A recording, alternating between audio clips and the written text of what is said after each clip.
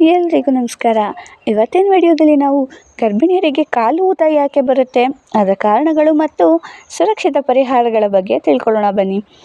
ಗರ್ಭಾವಸ್ಥೆಯಲ್ಲಿ ಬಹುತೇಕ ಮಹಿಳೆಯರಿಗೆ ಎದುರಾಗುವ ಸಾಮಾನ್ಯ ಸಮಸ್ಯೆನೇ ಕಾಲು ಊತ.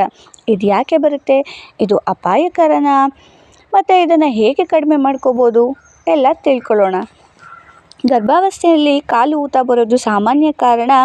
ಇದರ ಹಿಂದೆ ಇರೋ ಮುಖ್ಯ ಕಾರಣಗಳು: ದೇಹದಲ್ಲಿ ನೀರು ಜಮಾವಾಗೋದು. ಗರ್ಭಿಣಿಯರ ದೇಹದಲ್ಲಿ ರಕ್ತ ಮತ್ತು ನೀರಿನ ಪ್ರಮಾಣ ಹೆಚ್ಚಾಗಿರುತ್ತೆ.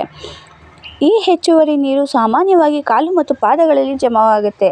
ಅದರ ಪರಿಣಾಮವೇ ಕಾಲು ಊತ. ಇನ್ನು ಎರಡನೇ ಕಾರಣ ಗರ್ಭಾಶಯದ ಒತ್ತಡ. ಬೆಳೆದಿರುವ ಗರ್ಭಾಶಯ ಕಾಲಿನ ನರಗಳ ಮೇಲೆ ಒತ್ತಡ ಹಾಕುತ್ತದೆ. ಇದರಿಂದ ಕಾಲಿನಿಂದ ಹೃದಯಕ್ಕೆ ಹೋಗಬೇಕಾದ ರಕ್ತ ನಿಧಾನವಾಗುತ್ತೆ. ಹಾಗಾಗಿ ಕಾಲುಗಳಲ್ಲಿ ಊತ ಕಾಣಿಸ್ಕೊಳ್ಳುತ್ತೆ. ಇನ್ನು ಮೂರನೇ ಕಾರಣ ಏನಪ್ಪ ಅಂದರೆ ಹಾರ್ಮೋನ್ ಬದಲಾವಣೆ. ಗರ್ಭಾವಸ್ಥೆಯಲ್ಲಿ ಹಾರ್ಮೋನ್ ಬದಲಾವಣೆಯಿಂದ ದೇಹದಲ್ಲಿ ನೀರು ಹಿಡಿದುಕೊಳ್ಳುವ ಗುಣ ಹೆಚ್ಚಾಗುತ್ತೆ. ಇದು ಕಾಲು ಊತಕ್ಕೆ ಕಾರಣ. ಇನ್ನು ನಾಲ್ಕನೇ ಕಾರಣ ಹೆಚ್ಚು ಸಮಯ ನಿಲ್ಲೋದು ಅಥವಾ ಕೂತ್ಕೊಂಡಿರೋದು. ದೀರ್ಘ ಸಮಯ ನಿಂತರೆ ಅಥವಾ ಒಂದೇ ಜಾಗದಲ್ಲಿ ಕೂತಿದ್ರೆ ರಕ್ತ ಕೆಳಭಾಗದಲ್ಲಿ ಜಮಾವಾಗುತ್ತೆ ಮತ್ತು ಊತ ಹೆಚ್ಚಾಗುತ್ತೆ.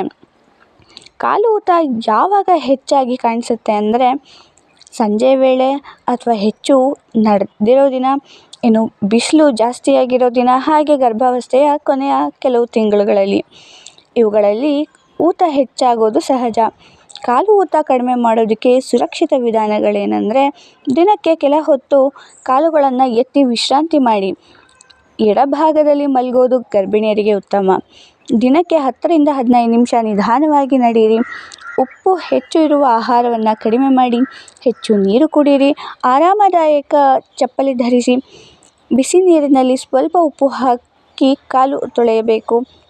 ಇನ್ನು ಯಾವಾಗ ಡಾಕ್ಟರನ್ನು ಭೇಟಿ ಮಾಡಬೇಕು ಅಂದರೆ ಒಂದು ಕಾಲಿಗೆ ಮಾತ್ರ ತುಂಬ ಊತ ಇದ್ದರೆ, ಕಾಲು ಕೆಂಪಾಗಿ ತುಂಬ ನೋವಿದ್ದರೆ ಮತ್ತು ಮುಖ ಮತ್ತು ಕೈಕಾಲು ಊತ ಬಂದರೆ, ರಕ್ತದ ಒತ್ತಡ ಜಾಸ್ತಿ ಆದರೆ, ಇವು ಕಂಡು ಬಂದರೆ ತಕ್ಷಣ ವೈದ್ಯರನ್ನು ಸಂಪರ್ಕಿಸಬೇಕು.